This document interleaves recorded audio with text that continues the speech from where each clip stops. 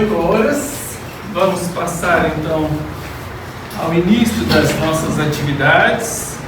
Hoje não teremos projeção, mas a leitura preparatória está impressa. E temos também no verso as atividades da casa. Eu vou falar sobre as atividades da casa para que fique registrado, porque depois a gente vai para a web. E muitas pessoas que moram aqui, no entorno, né? Acabam ficando sabendo que estamos por aqui. Sara achou a gente pela internet, né? Mas então, vamos lá. As atividades da casa. Nós temos a evangelização infantil, que é todo domingo a partir das 9 horas. Nós estamos ainda definindo com os facilitadores, deve começar sábado agora, dia 1º de agosto. Mas temos aí um motivo aí de força maior, talvez comece no próximo sábado, mas a gente vai postar no grupo de frequentadores para que todos saibam, tá bom? Evangelização infantil, então. Todas as crianças que vocês quiserem trazer, amigos, vizinhos, sobrinhos, netos, tragam as crianças, porque enquanto as crianças estão na evangelização, os pais também ficam numa salinha ao lado, a gente faz uma mesa redonda e vira também um estudo coletivo ali, uma terapia de grupo. É muito bom. O Evangelho, leitura e reflexões, toda segunda-feira. Nós temos às 10 e às 19h30, de manhã e à noite, portanto, né? Então, quem quiser participar dessa leitura e reflexões do Evangelho, são apenas 20 minutinhos, funciona nessa sala aqui também. O estudo sistematizado da doutrina, que funciona todo sábado, a partir das 17 horas, também todos estão convidadíssimos para o estudo. Quem quiser conhecer um pouco mais da doutrina espírita, venham estudar com a gente. Quem já estudou muito, venha para aprender aqueles que sabem menos. Então, todos são convidados.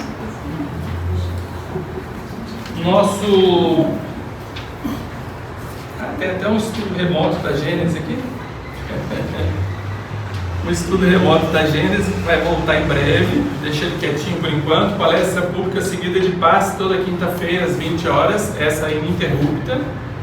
O nosso bazar beneficente, que funciona no final desse corredor, na sala 216. Ao final, quem quiser conhecer fisicamente, é só falar com a gente abre lá para conhecer o bazar. E ele funciona também online, então quem quiser entrar no grupo do bazar também pode entrar, porque a maior parte do que é comercializado lá é feito online, através do grupo de WhatsApp. Quem quiser também trabalhar, é um convite também, trabalhar no bazar. Chocolate fraterno, na primeira quarta-feira do mês, inclusive a próxima quarta-feira teremos, nós trazemos, a gente traz para cá um lanche, um chocolate quente, um suco, um sanduíche, e daqui nós saímos para a UPA de São Sebastião. Esse lanche é distribuído lá nessa UPA e lá a gente distribui também uma mensagem. A gente conversa lá com quem está por perto, o pessoal que está ali aguardando atendimento, os moradores ali próximos, todos os atendentes, todos servem lá do nosso lanche, recebem a mensagem, depois a gente retorna para cá e fazemos uma prece de encerramento. É um trabalho muito legal de fazer também, e são todos convidados para participar. A Tati é a coordenadora do trabalho, ela está sentadinha ali. Quem quiser participar na próxima quarta-feira, fala com ela, que ela orienta como é que funciona, tá bom? O nosso projeto Almofadas do Coração, que funciona na primeira e terceira quarta-feira do mês. Também, na próxima quarta-feira, nessa sala, projeto Almofadas do Coração. São confeccionadas almofadas em formato de coração, e são doadas na rede pública de saúde para mulheres mastectomizadas. Então, quem quiser participar também desse trabalho, essas almofadas, além do físico delas, tem também tudo o que é impregnado nela de amor e de carinho de quem as produziu. Então, surge um efeito fantástico naquelas mulheres que recebem. É uma almofada? Tá bom, agora ó, essa almofadinha aqui, viu pessoal? Quem não conhece, é essa almofadinha aqui, ó. Ela vai com uma mensagem bíblica, né? Dentro aqui desse papelzinho celofane, e ajuda na recuperação do pós-operatório, né? Dessas pessoas que fazem a mastectomia. É um carinho que as pessoas recebem, né? Então vamos lá. Vamos à nossa leitura. Deixa eu passar aqui o microfone para você. Encontro marcado. O Evangelho segundo o Espiritismo, capítulo 8 e 19. Quando a aflição lhe bateu a porta, o discípulo tomou as notícias do Senhor e leu-lhe a promessa divina: estarei convosco até ao fim dos séculos. Acendeu-se-lhe a esperança no hino tal. E certa manhã partiu à procura do Mestre, a feição da corça transviada no deserto, quando suspira pela fonte das águas vivas. Entrou num templo repleto de luzes faiscantes, onde se lhe venerava a memória.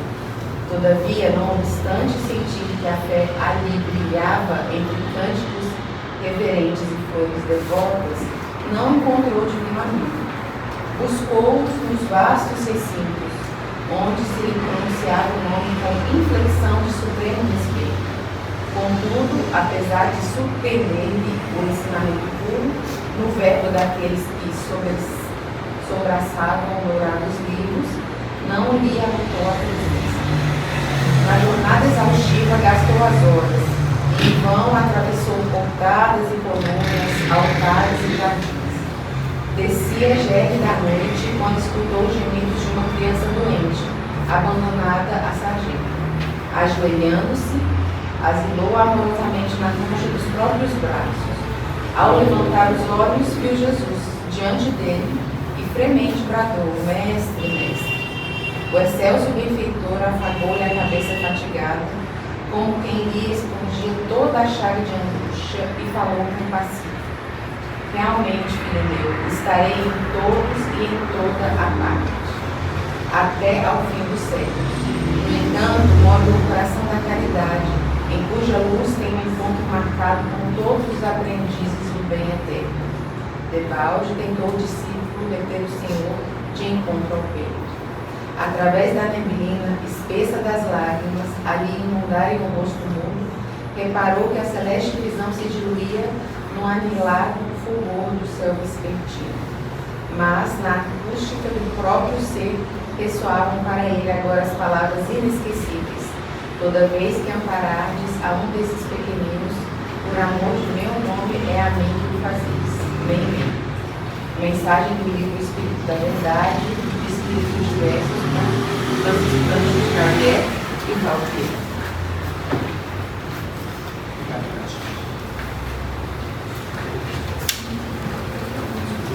Vamos fazer uma pequena prece para darmos início a essa primeira parte dos trabalhos, e eu vou passar a palavra para o Ricardo. O Ricardo vai nos falar exatamente sobre esse tema, e eu passo a palavra para você.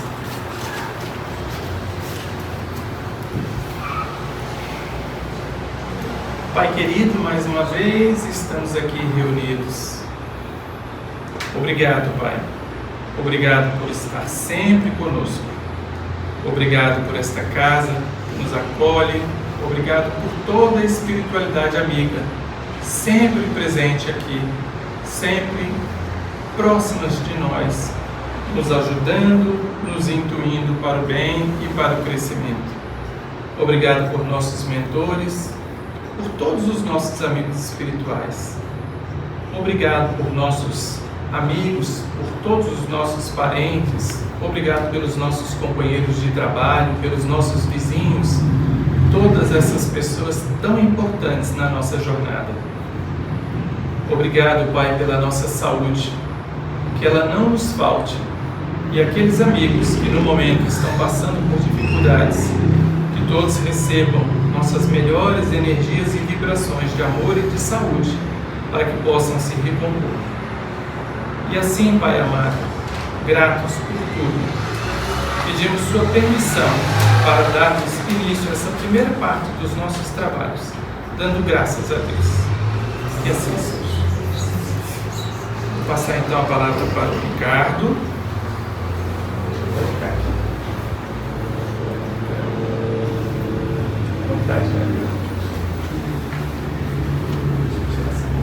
Gente, boa noite.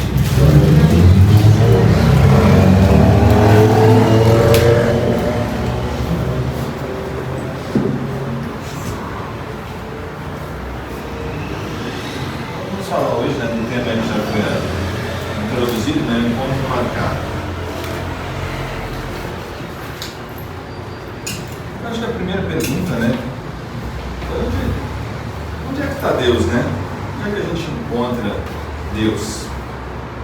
Obviamente a gente sabe que Deus é um ente tão além da nossa compreensão que a gente entende Deus do jeito que dá para entender no nosso nível, né? Então Kardec, com aquela sabedoria que ele tinha, ao invés de tentar entender, né, Deus, como era, como é que era, ele foi buscar os atributos de Deus, né? Logo no começo do livro dos Espíritos, ele começa a entender a Deus a partir dos atributos, né? Para ser Deus precisa ter isso, isso e aquilo, porque realmente entender a Deus está muito além da nossa compreensão ainda, né? Mas pelos atributos, e o Kardec fala muito bem ali no início, né, do Evangelho segundo o Espiritismo, do Livro dos Espíritos, a gente consegue entender um pouco de Deus, entender um pouco, não entender bastante, dentro do que está ao nosso alcance, e certamente muito mais do que a gente precisa para a gente compreender nessa lição aqui que acabou de ser lida, que é a lei do amor, e o amor na prática que se faz, né, por meio da caridade. Então, mas pensando ali no Velho Testamento, né, aquela história que a gente sabe, não é uma história real, não é uma história, né, é um mito, né, do Jardim do Éden. O que tem lá no Jardim do Éden? A gente tem Adão, tem Eva e Deus andando por ali, né? Então Deus está conosco, Ele está com os homens, ali pertinho, no mesmo ambiente. O que acontece então? A gente desobedece essa lei do amor, né? Ali representados por Adão e Eva, nós todos ali desobedecemos a lei do amor. E o que acontece? Deus está pertinho da gente e a gente vai para longe, né? Nossa, não pode ficar aqui nesse lugar, porque aqui vige a lei do amor. Se você ainda não aprendeu o amor, você não pode ficar aqui comigo no Jardim do Éden, né? Então a gente vê, a partir desse mito, dessa história, né, que foi criada aí para a gente compreender um pouquinho a divindade, né, especialmente ainda um povo de 2.000 anos atrás, 3.000 anos atrás, na verdade. Então ver essa história, a gente vê, pelos nossos erros, a gente se distancia de Deus. É óbvio que na história é Deus que expulsa. Na vida real não é Deus que expulsa, é a gente que expulsa Deus, né? A gente que escolhe se afastar dele. Mas então estamos ali junto, né? Então, como é que a gente faz para retornar a esse paraíso, né? Como é que a gente faz para retornar a Deus, já que fomos criados também naquela mitologia, a imagem e semelhança de Deus, que obviamente não é a imagem e semelhança de Deus por ter 2 braços, 2 pernas, enfim, mas a imagem e semelhança porque nós somos criados para o bem e para o amor. Nós somos seres do bem e do amor. E quando a gente resiste a isso, o que acontece? A gente sofre. A gente passa por dificuldades. Então, se a gente abraçasse a lei do amor, a gente não teria os problemas que a gente tem, interesse, dificuldades e sofrimentos. Então, nessa história ainda, do mito aí do Jardim do Éden, Deus fala para Adão e Eva, né? Do suor do teu rosto comerás o teu pão. Ou seja, Deus fala que a gente precisa trabalhar para a gente conquistar realmente esse paraíso, né? Na verdade, a nossa transformação moral e aquele estado interior inabalável, né? Porque qualquer coisa que seja exterior, alguém pode perturbar, mas aquilo que é interior é só nosso, acima de qualquer perturbação externa, né? Então, ele fala do suor do rosto, né? Comerás o teu pão. Então, a gente precisa do quê? Do esforço.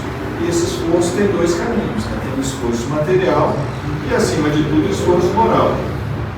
O esforço material, nós estamos aqui nesse mundo, né? Nós precisamos construir esse mundo, seja do ponto de vista material, né? Então nós antigamente aí vivíamos nas cavernas, vivíamos à mercê do clima, né? Estamos reclamando do calor aqui hoje, né? Falando do frio do sul, mas a gente hoje se protege deles, né? Tem um ventilador aqui, tem uma janela que fecha, que abre, então a gente consegue se proteger. Mas a gente precisa, então, buscar essa evolução, a lei de progresso. Né? O mundo tem que melhorar, inclusive, do ponto de vista material. Então, não faz sentido a gente continuar morando em cavernas se a gente realmente busca o nosso aprimoramento pela lei de progresso. Então, a gente vai crescendo materialmente, mas o que a gente não pode esquecer jamais é que todo crescimento material tem que ser agregado ao crescimento moral. O que é isso, né? Quando a gente fala em caridade, o nosso texto inicial aqui fala de caridade, e é aquele princípio espírita, né? Fora da caridade não há salvação. O que é a caridade? A caridade é a gente botar amor em qualquer coisa, né? Por que a gente fala aqui que a gente faz caridade enquanto o governo faz assistência social? Poxa, o governo deu uma cesta básica, a gente aqui deu uma cesta básica, colocamos no coração aqui, né? Qual a diferença do governo dar um coração e a gente dar um coração?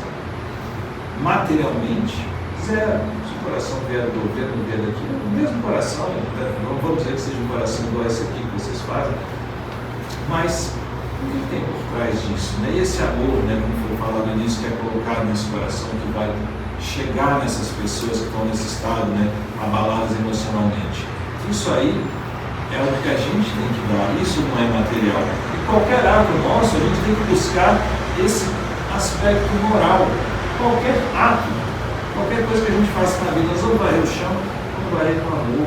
Nós vamos dirigir agora para voltar para a nossa casa, a gente vai fazer isso com amor, pensando no próximo que também está no trânsito com a gente. Então, tudo que a gente fizer tem que ser feito com amor, porque aí a gente vai estar buscando, né, a compreensão da lei divina. E aí a gente está colocando o quê? A caridade, está colocando amor em tudo, mesmo nos gestos que parecem exclusivamente materiais. Né? A gente vai botar esse amor. E no livro Consolador, a obra do Emmanuel, ele fala o seguinte, a resposta à questão 135, o Emmanuel fala o seguinte: o determinismo divino se constitui de uma só lei. Né? Determinismo divino quer dizer aquela coisa que é inevitável, não tem como fugir disso, está determinada. Então o determinismo divino constitui uma só lei, que é a do amor para a comunidade universal. Todavia, confiando em si mesmo mais que em Deus, o homem transforma a sua fragilidade em todas as ações contrárias a essa mesma lei, efetuando desse modo uma intervenção indébita na obra divina. E conclui: eis o mal. Que obviamente o mal não é uma criação divina, o mal é uma criação nossa. E quando é que o mal surge? Quando a gente foge da determinação divina do amor, porque nós somos criados para o amor. A gente não tem como fugir disso. A gente sabe que todos nós seremos espíritos puros um dia. Ah, mas aquele assassino horroroso que um dia vai ser um espírito de luz, porque todos nós fomos criados para isso. Porque nós somos filhos de Deus, e de novo, naquela metáfora, a imagem e semelhança dele, de Deus, o amor. Então nós vamos caminhar nesse caminho. E aí, então, pensando, né, nesse nosso encontro, né, que é o tema da palestra, onde é que a gente encontrou a coisa mais próxima, né, que fala o livro, o ser mais próximo de Deus, né? É o Cristo, né? A questão 625 da Lei dos Espíritos fala que é o Espírito mais puro, é o nosso guia e modelo, mais puro que nós conhecemos aqui no planeta, e é o nosso guia e modelo. Então, pelo Cristo, nós vamos começar a entender a Deus de uma forma, vamos dizer assim, mais prática. Nós entendemos a Deus pela nossa mente, entendemos a Deus como Kardec fez com tanta sabedoria, buscando seus atributos, mas entendemos a Deus também pela conduta de Jesus, porque Jesus esperava a Deus. Jesus, quando fala eu e o Pai somos um só, com todo respeito a outras doutrinas, né, que falam que existe uma unidade, uma trindade, ele quer dizer o seguinte: nós pensamos igual. Então somos um só. Né? Então hoje eu estou falando desse tema aqui, poderia ter um outro palestrante falando, estaria falando a mesma coisa, não com as mesmas palavras, mas por quê? Porque estamos imbuídos do mesmo propósito e temos o mesmo texto aqui, que até foi indicado aqui pela casa, para a gente, estude aqui, vai para aqui.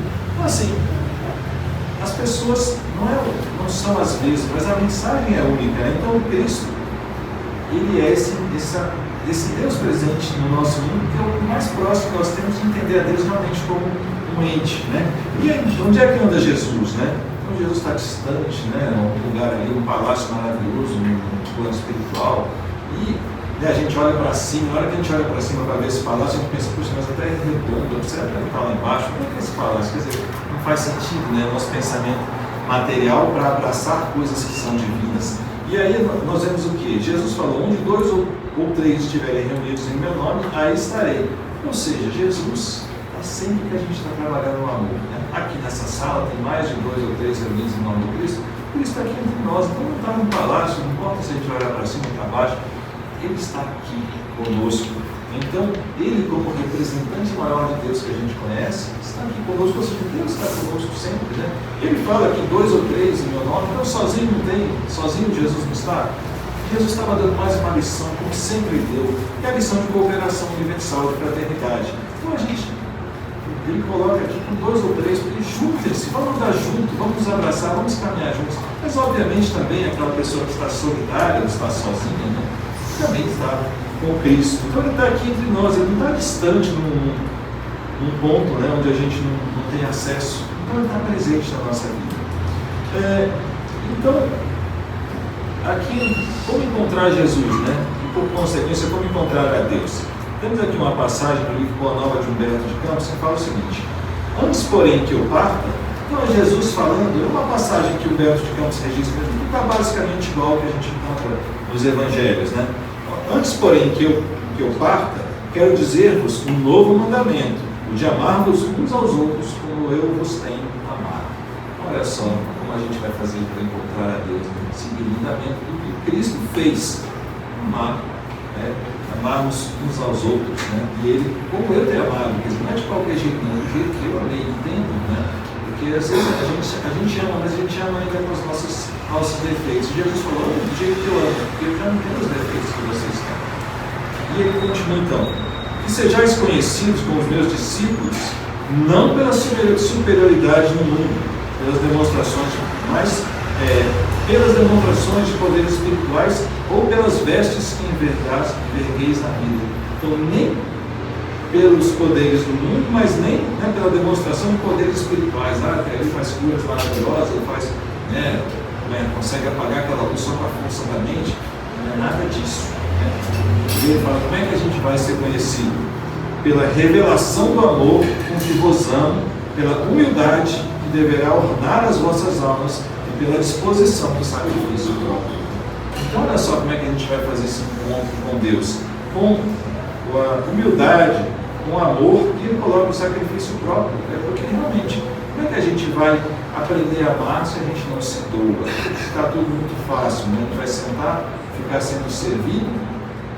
E aí, foi isso que Jesus fez? Ele ficou sendo servido num palácio, sentado? Não, ele nasceu em um lugar humilde e sempre nos serviu, do começo ao fim da sua existência. Ou seja, o maior espírito que teve no planeta é e foi, né, o maior servidor que nós já tivemos. Então, que lição clara e direta, né? E como ele fala, né, aquele que se humilhar será exaltado. Quer dizer, a gente não tem que buscar a proeminência, a gente tem que buscar amar.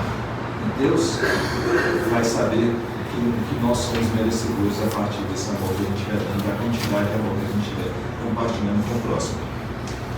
Na obra Antologia Mediúnica de Natal, tem uma passagem também muito bonita, que é Pedro, então, desencarna. Pedro desencarnou em Roma, ele foi crucificado, né, de ponta cabeça, uma história bastante conhecida. E no caminho da crucificação, um determinado soldado ficava escarnecendo Pedro, né? Como Jesus também foi escarnecido, mais ou menos claro, ele também vai escarnecendo Pedro, né? Apesar de Pedro já estar idoso, ele ser um soldado forte, quer dizer, não tinha nem uma coragem ou um tratamento condigno, nem que fosse apenas pela idade de Pedro. Mas olha só então, o que acontece? Então Pedro desencarna e é recebido no plano espiritual, está ali com Jesus, numa esfera de luz. E o que acontece? Uma hora chega e Jesus fala, olha, preciso ir. E para onde vais? E Jesus fala, Pedro, enquanto houver um gemido na terra, não me será lícito repousar. E Pedro fala, então Senhor, eu também. E eles chegam na terra. Então Jesus escuta um apelo a Pedro. E fala assim, Pedro, alguém te chama? Aí o apóstolo voltou-se admirado e enxergou na pequena comunidade um homem triste, carregando nos braços um pequenino agonizante. Era discípulo, ou seja, era aquele mesmo soldado que tinha escarnecido Pedro. Um pouquinho só antes, porque a gente está vendo aqui o que aconteceu. Pedro desencarnou, passou um tempo no plano espiritual e já venceu. Ou seja, um evento próximo, né, daquele da crucificação de Pedro. O soldado, então, está aqui agora com o filho de cola pedindo ajuda a Pedro. E aí ele fala, está aqui Aniceto a rogar-lhe mentalmente se lhe compadecesse do perigo que a febre devorava, qual se lhe registrasse a presença, expunha dos remorsos e amargava e pedia-lhe perdão. Na hora que apertou ali o calo, né, ele olhou, pensou bem quem era Pedro, foi pedir auxílio para aquele que a pouco tempo estava escarnecendo e ajudou no processo de homicídio, né, na sua crucificação. O antigo pescador não hesitou. Depois de oscular-lhe a fronte, né, Sorenta afagou a criança atribulada, impondo-lhe as mãos, e ali mesmo, magneticamente, tocado por forças renovadoras e intangíveis, o menino despertou lúcido e refeito, enlaçando-lhe ao pai a afeição de ave assustada que torna a segurança do ninho. Então, nessa hora, Aniceto entendeu a mensagem de Cristo por intermédio de Pedro. E olha só também, deixa de ser um grande ato de fé, né? Porque ele não viu Pedro, ele apenas orou por Pedro e reconheceu naquela cura a intervenção do pescador, né, querido. Então a gente vê aqui, então assim, para o rude legionário de César começava uma nova vida. Para Simão Pedro, o serviço continuou. Uma mensagem bem clara, né? Aquele ali, o Aniceto, o soldado, estava começando o seu encontro com Cristo, porque ele estava ali naquela situação de Adão e Eva, tinha do lado fora do paraíso. Mas agora ele pensou, vou voltar, vou reencontrar a Deus. E Pedro já estava há mais tempo nessa jornada, nesse encontro com Cristo. No livro Consolador, o Emmanuel também responde a seguinte pergunta, né? O preceito evangélico, assim pois aquele que dentre vós não renunciar a tudo o que tem, não pode ser meu discípulo, deve ser interpretado no sentido absoluto? E o Emmanuel então responde o seguinte: ainda que esse ensino do mestre deva ser considerado em seu divino ainda esse ensino do mestre deve ser considerado em seu divino simbolismo. A fortuna e a autoridade humanas são também caminhos de experiências e provas. Então a gente tem essa visão muitas vezes, né, de que a bonança, a calma do mundo, que vem aí pelo conforto material, por a gente ter uma vida sem problemas. E olha só, quem será que tem vida sem problemas, né? A gente olhando de fora está tudo bonito. Nesses dias eu estava olhando, essa semana, a notícia que a filha do Tom Cruise está pedindo para tirar o nome do pai. Você imagina, Tom Cruise, cara bonito, milionário, não sei o quê. Cara, você imagina a sua filha pedindo para tirar o seu nome, porque não te aceita mais como pai. Então, a gente olha assim, parece que as pessoas, né, não têm problemas, e você fala, não tem problema. Mas, então, quando a gente fala de fortuna e autoridade, a gente não tem que falar mal, o poder é errado, o dinheiro é nada disso é errado. De novo, naquele começo que a gente conversou, tudo tem que ter uma moral por trás. O que eu faço? O que a pessoa faz com o dinheiro? O que a pessoa faz com o poder? Ela exerce o poder para melhorar a vida de muitas pessoas? Ela usa da sua fortuna para ajudar a vida das pessoas, para criar empregos, para fazer doações? Então, o que a gente está fazendo? A gente está botando moral nos nossos atos materiais ou a gente está apenas seguindo o ato material? Então, assim, a fortuna e a autoridade são provas, são missões que as pessoas recebem, e a gente sabe, a gente é reencarnacionista. Uma vida a gente nasce rico, outra vida a gente nasce pobre, uma vida a gente nasce classe média, a gente pode nascer homem, pode nascer mulher. Então nós temos todas as condições possíveis. Então, cada um tem a sua missão, e todas são condições que Deus nos dá para quê? Para a gente cair? Não. Deus nos dá a condição para a gente crescer. A gente é que cai. Mas não é para isso que Deus nos coloca as coisas, né? Então, ele conclui aqui, né? Falando um pouquinho do apóstolo João, em qualquer circunstância,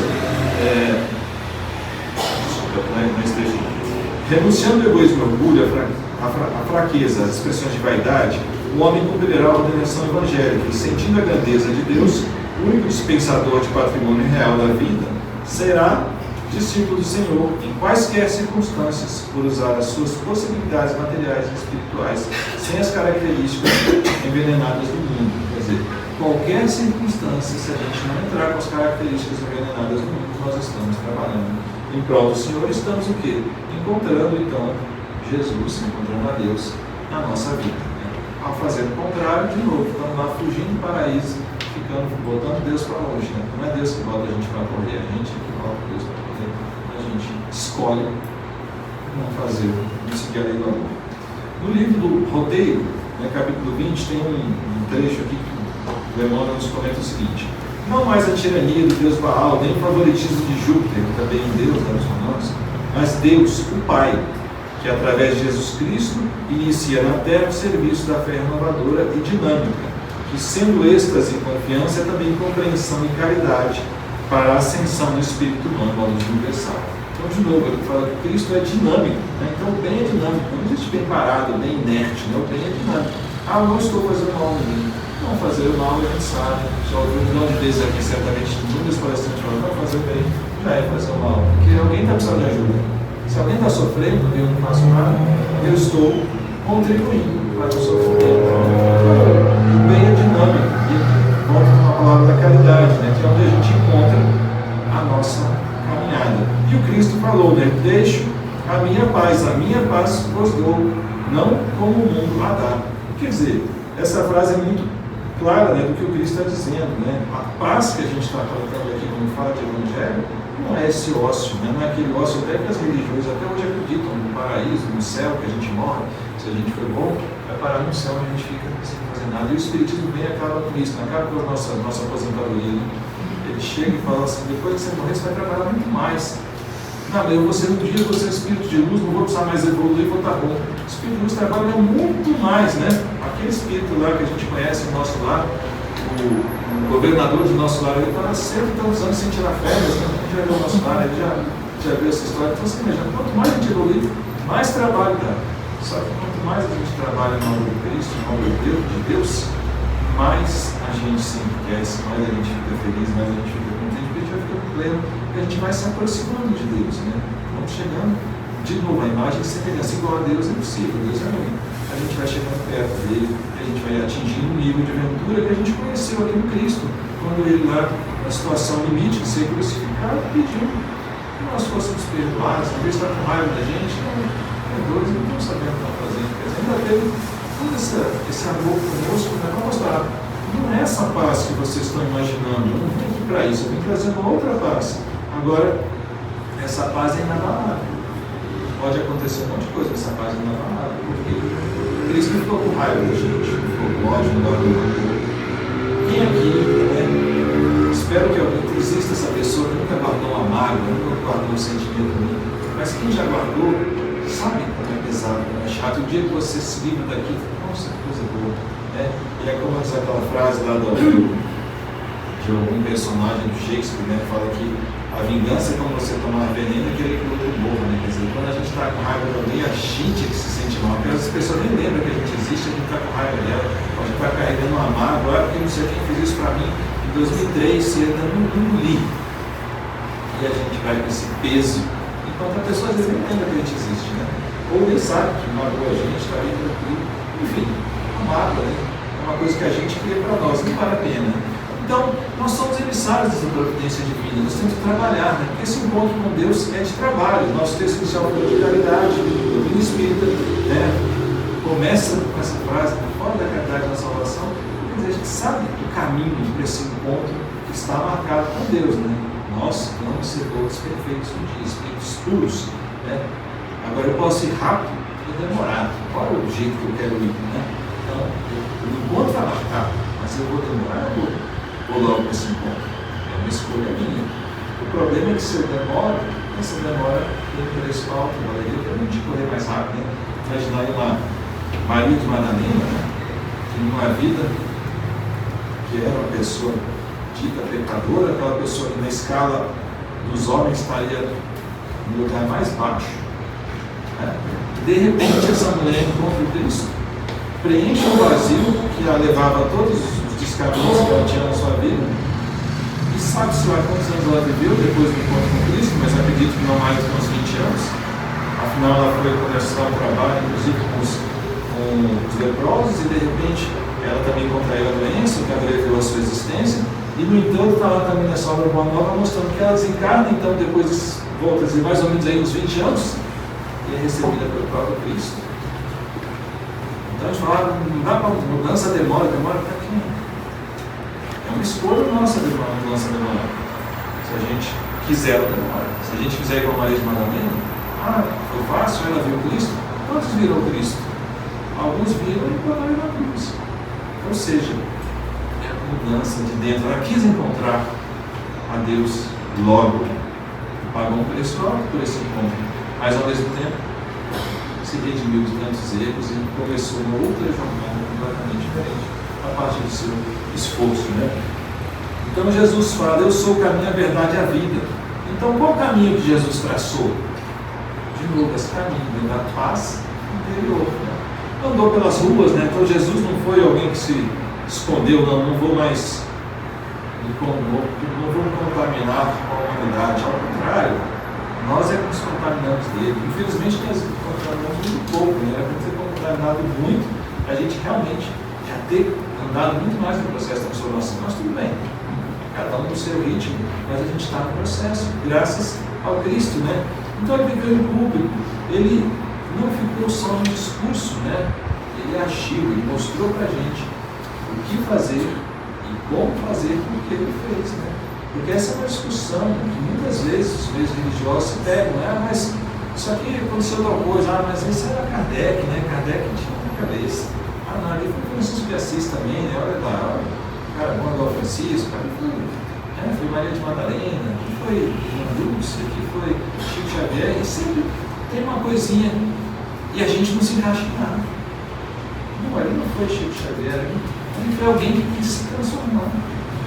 E a gente pode, a gente vai, porque é o nosso destino. A perfeição moral relativa, né? A perfeição absoluta divina, exclusivamente. Então, se a gente quer chegar nesse ponto, a gente quer jogar esse encontro lá para frente, né? É uma escolha nossa. Então, no capítulo aqui do Evangelho segundo o Espiritismo, capítulo 11, chama Lei de Amor, tem uma frase aqui, uma passagem do Espírito Félon, que ele nos conclama o seguinte: não vos canseis, pois, de escutar as palavras de João, o evangelista, né? João também é um apóstolo. Como sabeis, quando a enfermidade e a velhice o obrigaram a suspender o curso de suas pregações, então João evangelista é o único apóstolo, né, que não foi, exceto obviamente Judas, né, se suicidou.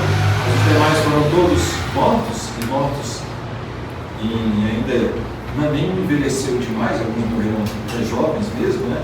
Mas então, João evangelista foi o único apóstolo que não foi martirizado, morreu pela idade, né? E então ele fala assim, então chegou uma hora que suas forças físicas já estavam fracas. Imagina quantos anos, né, João teve nesse caminho de pregação, porque João era adolescente ao tempo de Cristo, né? Então, vamos lá, como sabeis, quando não vos canseis, pois, de escutar as palavras de João evangelista. Como sabeis, quando a enfermidade e a velhice obrigaram a suspender o curso de suas pregações, ele se limitava a repetir estas palavras: meus filhos, amai-vos uns aos outros.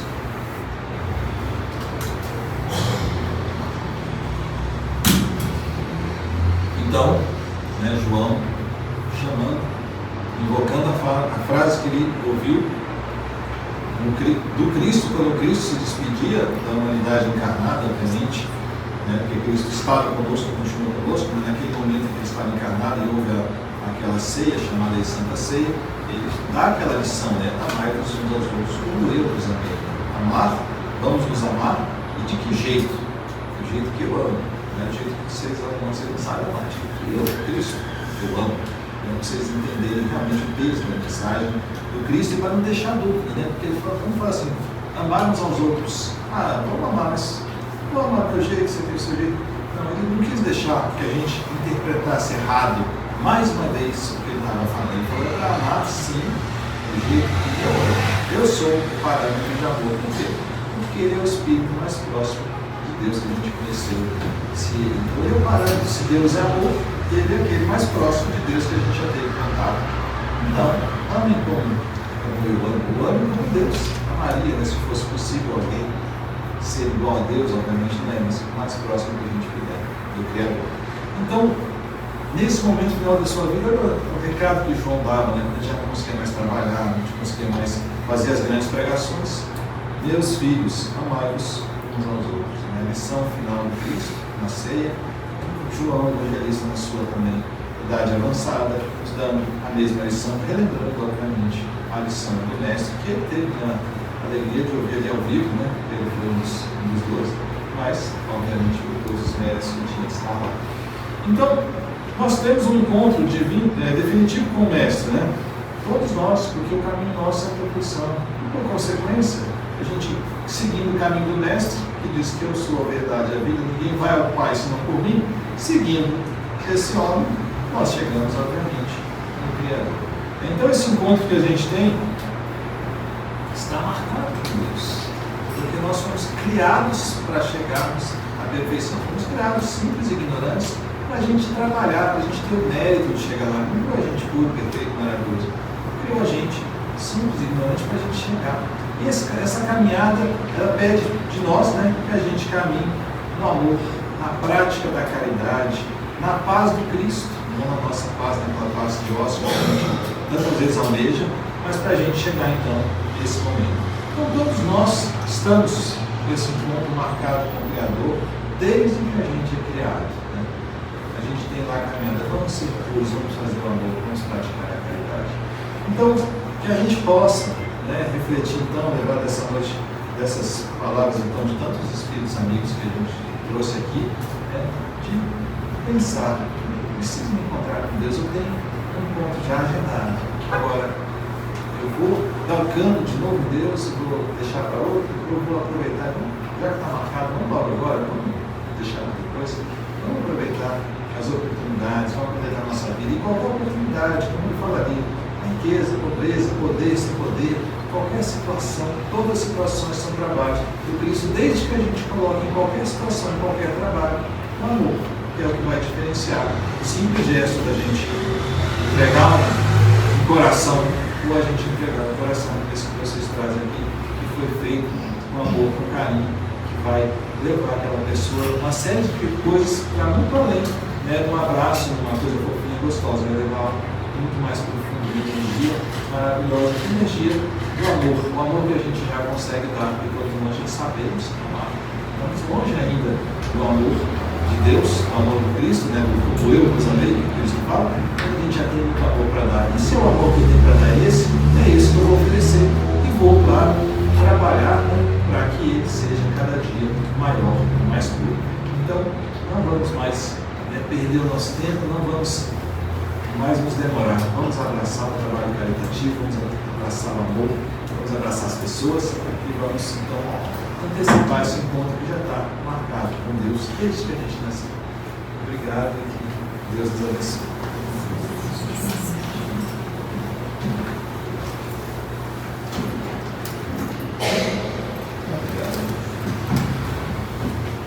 Nós aqui agradecemos, né?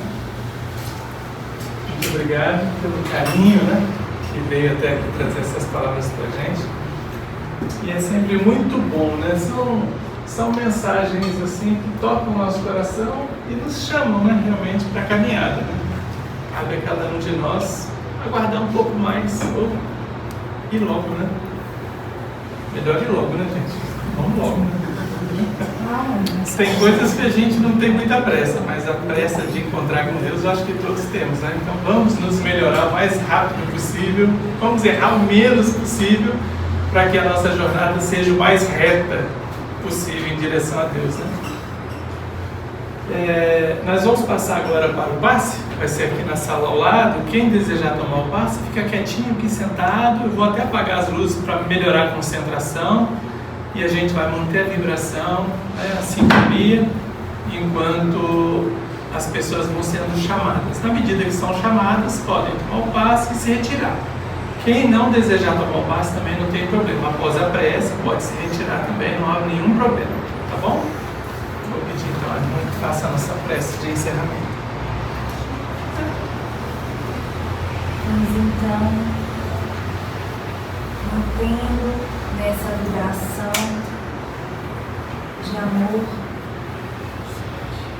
levar os nossos pensamentos e os nossos sentimentos a Deus nosso Pai, a Jesus, Divino Mestre e amigo, a espiritualidade maior, agradecendo a oportunidade de tantas reflexões, que possamos encontrar no nosso irmão que está vivendo dificuldades o nosso encontro marcado com Jesus, e que possamos, nesse encontro marcado, exercitar o nosso amor e a nossa caridade. Vamos pensar também nos nossos familiares que não estão aqui, nas nossas casas. Vamos emanar vibrações de amor até eles. E vamos agradecer mais uma vez pela oportunidade de estarmos aqui. Que assim seja. Graças a Deus.